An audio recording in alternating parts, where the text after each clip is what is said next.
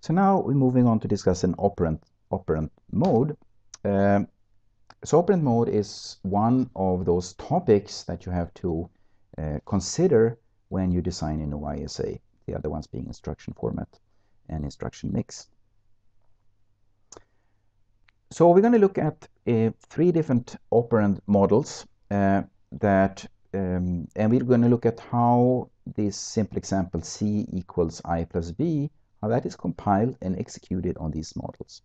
We're going to cover stack-based models with a code that looks like this, with an accumulator-based model, with an architecture and code that looks like this, and we have the register-based model with an architecture and code that looks like this.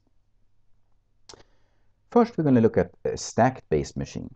So once more, we have C equals I plus B, where C, I, and B are memory locations, and we would like to perform this.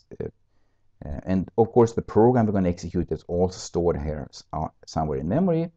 In this picture, actually depicted the instruction we're going to execute here to the left, but they are actually stored in memory. We have the memory, we have an ALU, which is an arithmetic logic unit that can perform the pluses and minuses of our machine. And we have what's called the stack. So stack where we can store some of the temporal values we would like to work on. So as I said, these instructions are stored in memory, and just to remember which instruction we execute next, we have a pointer called the program counter PC that's pointed to that instruction. That first instruction is a push instruction. What that says is take whatever value is stored in memory location 12, memory location A, sorry, in this case 12, and push it onto the stack. So we take it through the ALU and we push it up here to the stack. Then push B likewise takes the value in memory location B and pushes that onto the stack, which makes the first value jump up 1 notch in the stack. Then the next instruction says add. So what add operates on, implicitly without saying so, are the 2 lowest values stored in the stack. So here the value 12 and the value 14 will be sent to the ALU. We will add them together, and the result will be stored at the bottom of the stack. Finally, we can execute the pop instruction. Pop instruction takes the lowest value from the stack and stores it into a identified memory location. So here you go. We're going to store the value 26 back to memory.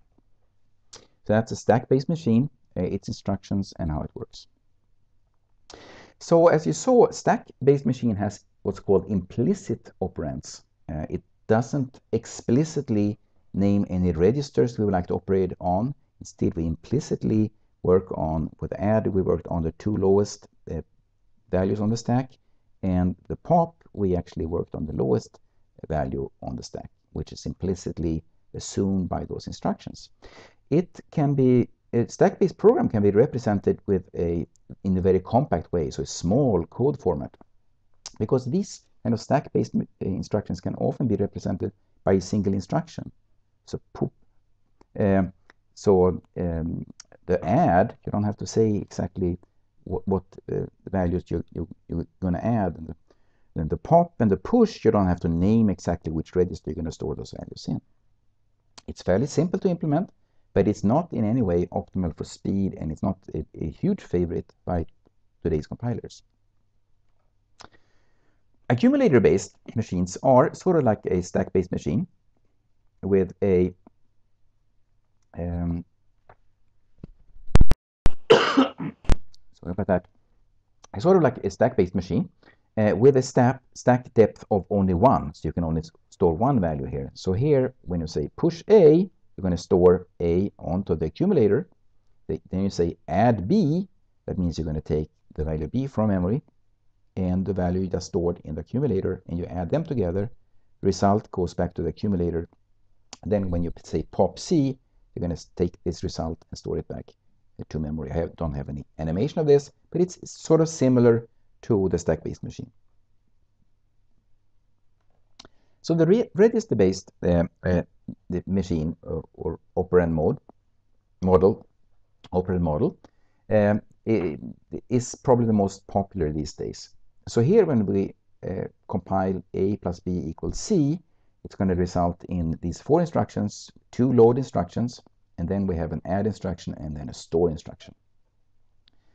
So what's happened here is with the first load instruction, we identify the memory location. We also identify the register where we like to store the value. So our R1, out of all these registers here, we identify exactly one we would like to store the value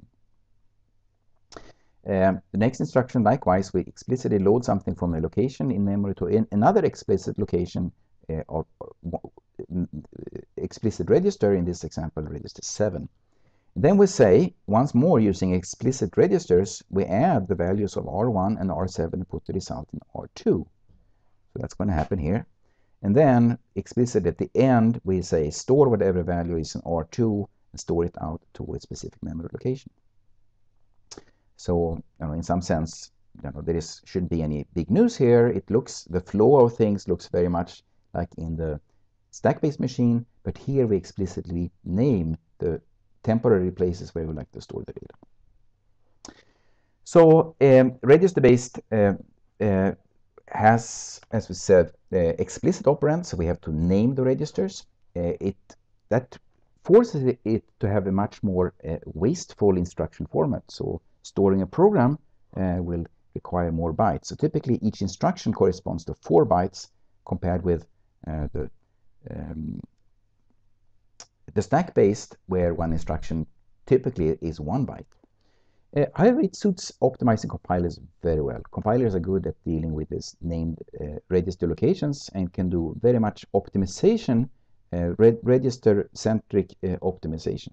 So it's optimal for speed. And as I said, it's been a huge commercial success. So the CISC complex instruction set computers of the past often had this kind of register-based operand models, as well as the newer RISC processors, Spark Power, MIPS, ARM, and then now deceased Alpha and HP precision architecture, and the very long instruction word computer that we're going to discuss later on in this part about CPUs, called IA64.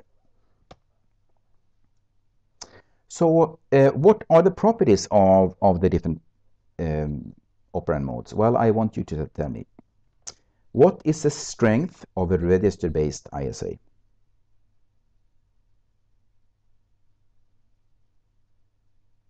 So that suits optimizing compilers well. And what is the strength of the stack-based ISA or operand modes? So they do lend themselves for small code size representations. So here you have the entire matrix, stack, accumulator, and register. So stack implementation efficiency is not its biggest strength, but code size is. And the register-based operand model is exactly the opposite. It's efficient for implementation. It's loved by the compiler writers, but you don't choose it because of code size. And as sort of as a side note here. So the Java bytecode representation, I don't think there is a big coincidence that Java bytecode is actually a stack-based machine. The Java machine is a stack-based machine. Because back when Java started to become popular, the internet was young, the bandwidth of the internet was quite minuscule. So you really wanted to be able to transfer applications between machines that had a small code representation. So that was one of its strengths when it was introduced. And of course, these days, we could care less about that property. There are other properties we like about Java.